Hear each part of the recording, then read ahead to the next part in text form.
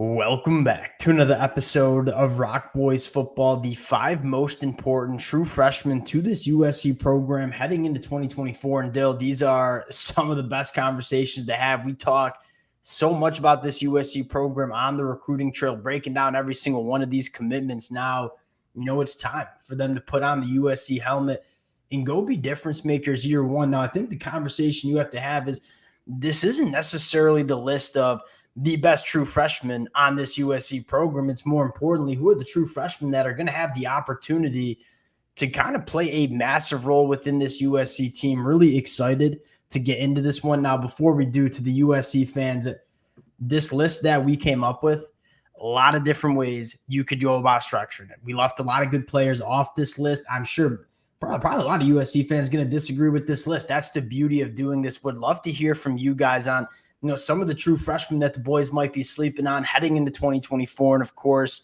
if y'all do enjoy the content, consider subscribing to the channel. And Dill, without further ado, let's get into this one. Let's start at 5. Let's work our way down to number 1. I'm going to go with linebacker Elijah Newby. Now, he's not the freshman that's getting a ton of attention on the message boards and social media. That kind of goes to guys like Cam Fountain or a guy like Carlin Jones, two guys that we might talk about a little bit later on. That being said, I thought this USC program struggled in a massive way from an athleticism standpoint at the linebacker spot. You look at Elijah Newby, 6'3", 220 pounds, runs a 10.9 in the 100-meter dash coming out of high school. Dill, I don't know if he's necessarily going to be a starting linebacker, especially early for USC because of some of the veteran linebackers you have in the room. But sometime during the season, you just kind of get the feeling that Dan Lynn's going to figure out a way to use Elijah Newby here. I think a good athletic linebacker does have room to play in the system because you kind of look, Easton Mascarenas-Arnold's a really, really good linebacker, big fan of what he can do. He's not like your premier athlete at the linebacker spot. He's really good. He's really has a good sense of the position, does a good job being where he's supposed to be and being a sure tackler, but not a premier athlete, I wouldn't say. And then you kind of look like, again, can an Eric Gentry make it happen? Obviously, last year I felt like he struggled, frankly. I don't think his spot is necessarily insanely safe for a guy that, if Elijah Newby makes it happen early, can't kind of bust in and make a little bit of room for himself in that room. Well, so the Eric Gentry comment, I'm just interested to see how they use Eric Gentry. Like, I don't think Eric Gentry is going to just play off-ball linebacker. I think they're going to do a lot of different things, whether it's kind of having him come off the edge. That kid's, in my mind, a unicorn. I probably think he played better than you think he did in the 2023 season. But at the end of the day, we kind of trust Dan Lynn to use Eric Gentry the right way. But you look at a guy like Mason Cobb.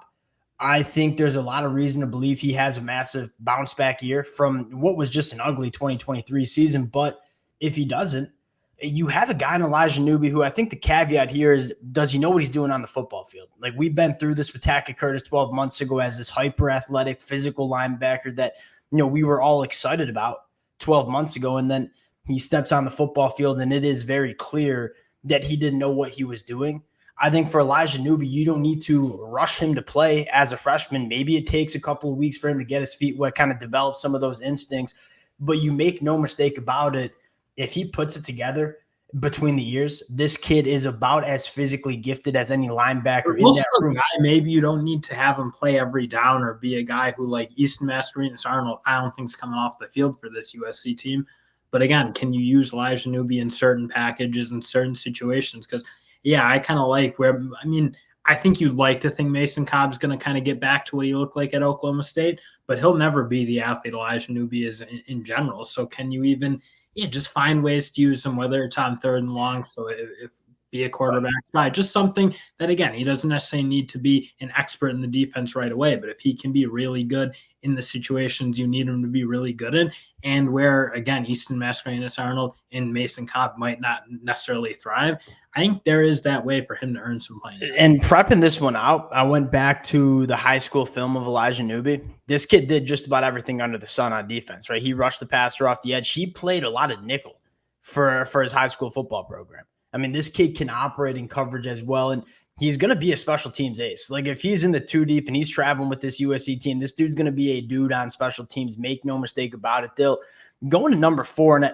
you kind of get a sense of how talented some of these freshmen are and the opportunity they're going to have, because we got Marcelis Williams coming in as the number 4 impact freshman for this USC program. I think what stands out to me about Marcelis Williams is, yeah, you have some veteran cornerbacks that are probably starting the season a little bit above Marcelis Williams in the pecking order. This kid is elite in man coverage. I mean, you won't find a smoother operator at the cornerback position. I think the USC fans remember when we broke down the commitment to Marcelis Williams, and this kid is college football ready. I mean, coming from a program like St. John Bosco, you turn on the film and say, knows how to use his hands, always in the hip pocket of receivers, knows how to play the football in the air. We saw him flash the ball skills in the spring game. You got another cornerback in Braylon Connolly, who sounds to be coming on strong in fall camp as well. There's a lot of young talent in this cornerback room. Again, similar to Elijah Newby, I don't know if he starts off the season as a starter. He's another guy that keep your eyes on him because he could very well be playing some football late in the season for this USC program. In a little bit of a different flavor than the two guys you have with Nicholson and Humphrey, who are much more rangy zone kind of corners, or at least that's kind of how I perceive it. And those guys aren't necessarily liabilities in man coverage, but given what Dan Lynn likes to do, obviously does mix in more zone than a lot of other schemes. Those two do fit that profile. But again, when you want to go to like pure press man coverage, if that's ever the direction USC wants to go, whether it's based on a matchup, whether it's a certain game, I mean, he probably does give you a better chance in that sort of system, or he might give you a better chance than those two other guys who, again, more longer, rangier guys who aren't as like smooth as you kind of are. Yeah, Marcelis Williams is an absolute dude. And again, the Carlos Nicholson, John Humphrey, like two long physical cornerbacks who can disrupt wide receivers off the line of scrimmage. I think Marcelis Williams is a really good football player. Interested to see how he develops throughout the season. In cornerback position, it's much more of an athleticism position. And so, like, if you can play athletically, you can play year one in college football. Going to number 3, Cam Fountain. Though this might be a hot take. I think a lot of USC fans probably have him as number 1. Now, this is kind of where you get into that discussion of, hey, Cam Fountain's probably the best true freshman on this football team. But I feel really good about the depth in the edge rusher room for USC. Talk about guys like Braylon Shelby or Anthony Lucas really coming on in fall camp. Look, Cam Fountain's going to play. That's why he's the number 3 most important freshman to this USC team. But the guys that are going to be ahead of Cam Fountain, I think, are a little bit more important in terms of, hey, they're going to need to play, and USC is going to need to rely on these next 2 dudes throughout the 2024 season. Yeah, I kind of agree with you because that is a room that I think, as much as people probably look at it with a little bit of suspicion, I do kind of agree. Their edge room, it's one of the more talented rooms on this whole unit. And obviously the inside, they have more work to do there. I think that's why we probably see Carlin Jones higher than Cameron Fountain. Like you kind of said it.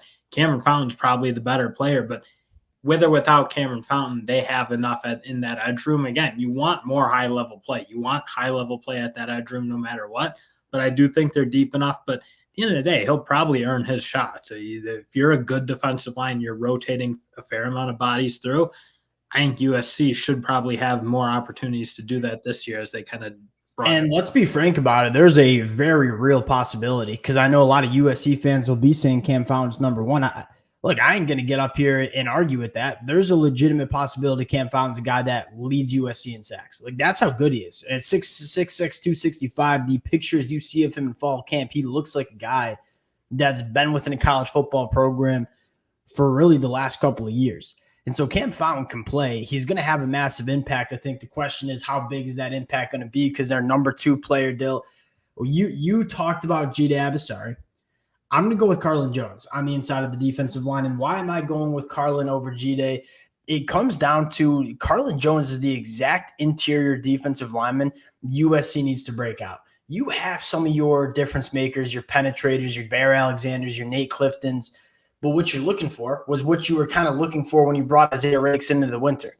That fire hydrant nose tackle that can eat up double teams and let everyone play with a little bit more space and downhill.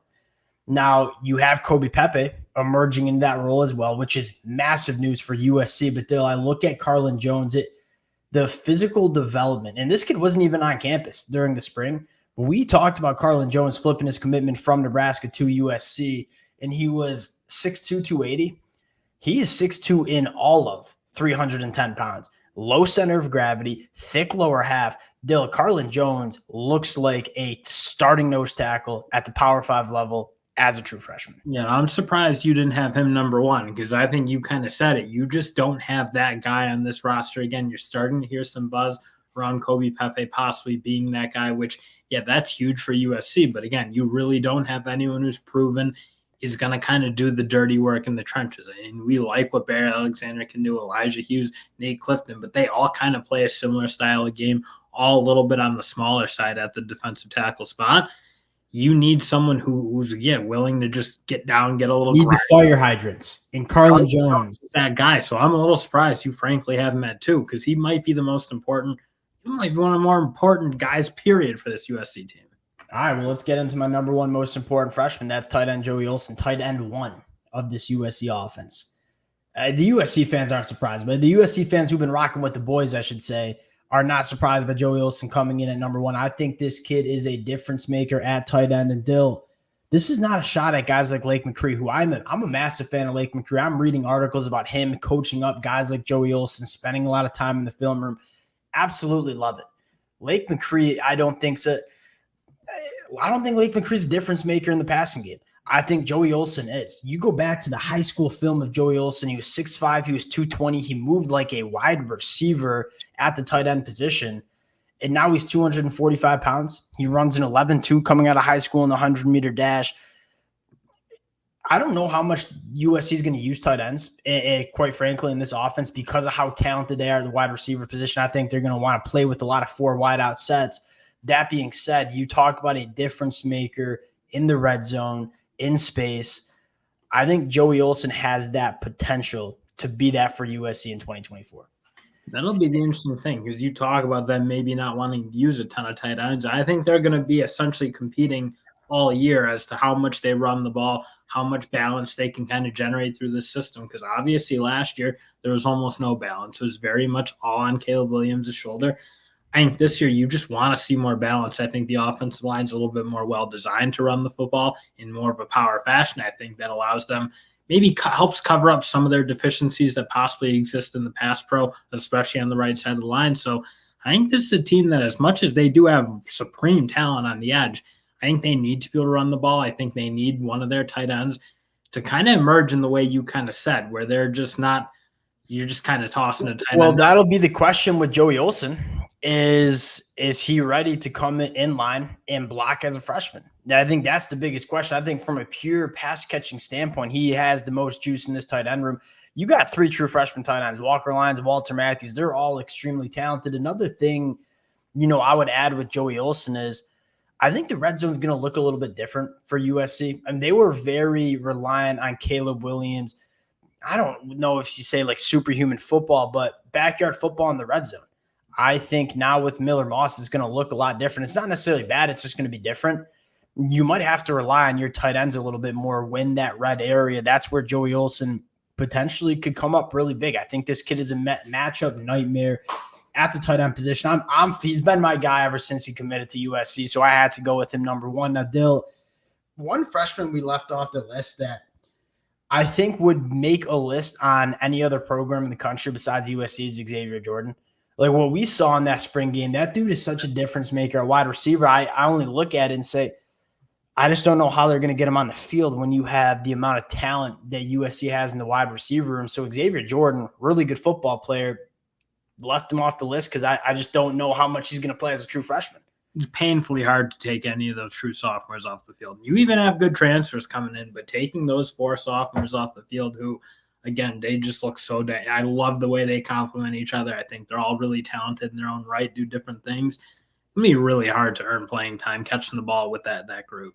Yeah, I'm trying to – I don't think we when I went through this list, I think those were the clear 6, and I left Xavier Jordan off. I would love to hear from the USC fans, any freshmen that we left off the list, how you would change the order. I know there's going to be a lot of USC fans that are probably in your boat where we got to get Cam Fountain and Carlin Jones a little bit higher on the list. I certainly understand. Wanted to give some love to Joey Olson again. Would love to hear from you guys in the comment section.